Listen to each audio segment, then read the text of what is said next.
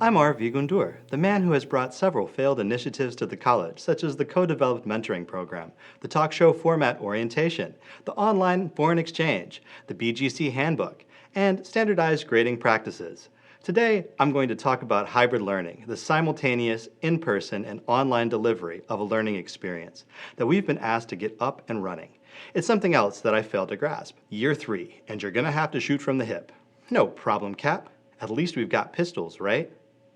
We've got pistols, right? Hybrid learning is a response to a problem that has not correctly been defined or explained to us. We're in a situation that reminds me of my own work back in the US-Mexico border, where the farther you get from it, the worse folks tend to define the problems that are there. Let me offer an analogy to share my view from the trenches of hybrid learning. Imagine you are working in a restaurant and you have to offer your client a delicious bowl of soup or a juicy steak. You have one constraint. You can only give them a single utensil. It's a difficult problem to solve, but fortunately, someone has already solved it for us. Behold, the spork, part spoon, part fork, built to be maxin for whatever the action. Just a little practice and you'll be good to go.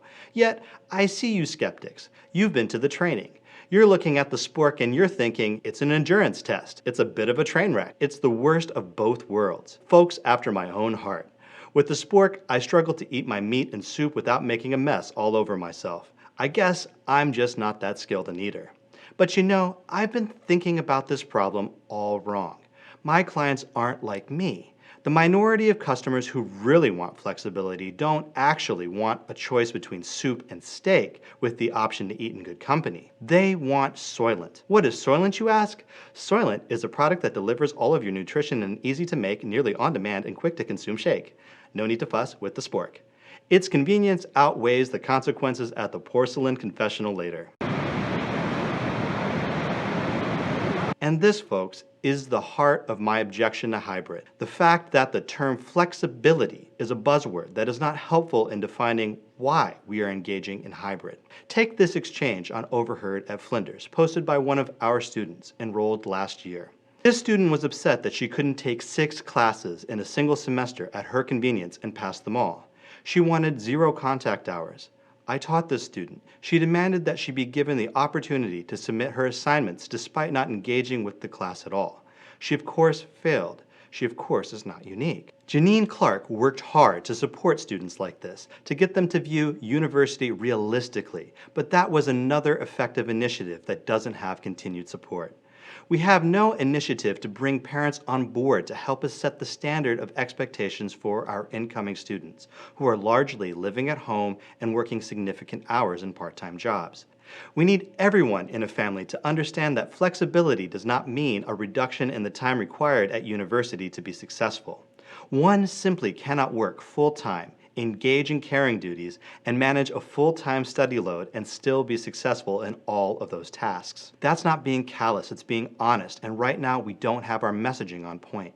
We must establish what flexibility means. When we allow students to define it, they often demand an experience that takes less time for the same outcomes.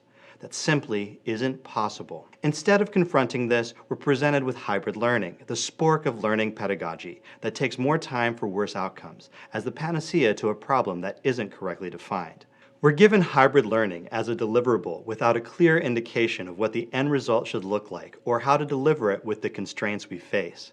Plus, we have to please our live studio audiences who want steak while providing a similar experience for those tuning in for soup and those who don't want to tune in at all because all they want is Soylent. Why is this a problem? Think about how people participate with media. Do game show contestants tune in online? No. The best you see is poll the audience, and everyone knows that the audience are loose cannons who can't be trusted if you want to be a millionaire past round 2. And we're in round 3 of this pandemic. Do we expect the live sports experience to have the same buzz on TV as in the stadium? No, of course not, though if you're a Crows fan, I guess there isn't much of a difference. Sitcoms have their energy because of a live studio audience. All of these things are highly produced and engaging experiences, both for the in-person and at-home viewer.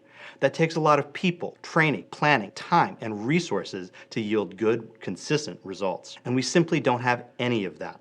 There might be singular successes, but I don't have an indication of how to scale them without compromising the learning experience of my studio audience and without having adverse effects on attrition and attainment. Our students are not universally adept at learning online. Not even close. We know that online students fail more often than face-to-face students, and we know that this is a problem that is not easily resolved. Online students struggle for a lot of reasons, including a lack of basic skills in terms of reading, writing, communication, and surprisingly using digital technology. They experience a lack of social learning, have a lack of time management skills, and refuse to accept that learning online takes at least the same amount of time as a face-to-face experience. It's not enough to say that we need to put the onus on our students to take charge of their learning. It's our job to support them, period, but we can't do that if we're not resourced to. Even the best resourced and designed online programs, which we are neither, face a higher failure rate than face-to-face experiences. But they have that built into their models. As far as I know, we don't. What's the solution? It's twofold. We need to focus on producing deliverables that not only work together, but are well executed. And we need to never lose sight of our live studio audiences. That takes planning, resourcing, and time. Maybe there's a way forward with hybrid, but I don't see adequate support to make it a reality yet. Honestly, I'm at my breaking point. I just can't do any more with what I have. My best solution was to build an experience, which took me over 200 hours, by the way, that allows students to have a face-to-face experience or an asynchronous online experience with videos like this one and a series of podcasts. Students either choose to have the face-to-face experience or the online experience. Some face-to-face students use the flexibility to engage with the class online in the odd chance that they have to miss class for whatever reason. But most stick to the commitments they make at the start of the semester, either to learn entirely online or face-to-face. This commitment allows students to establish their learning routines. This separated design allows me to run the tutorial alone without extra technology or reliance on internet connectivity and having to navigate awkward social conventions in digital spaces. It allows me to connect with my students and to deliver the value add that most students demand: personalized attention. Routine is critical. Most students lack the skill or discipline to truly be flexible. The one successful transplant I've seen established her shift from face-to-face online early and stuck to that routine.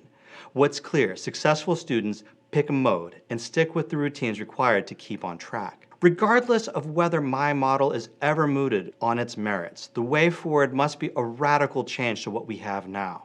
A clear plan, written down somewhere, with clear standards, expectations, and resources, with a commitment to our bread and butter, our live studio audiences, because Soylent will never replace solid food.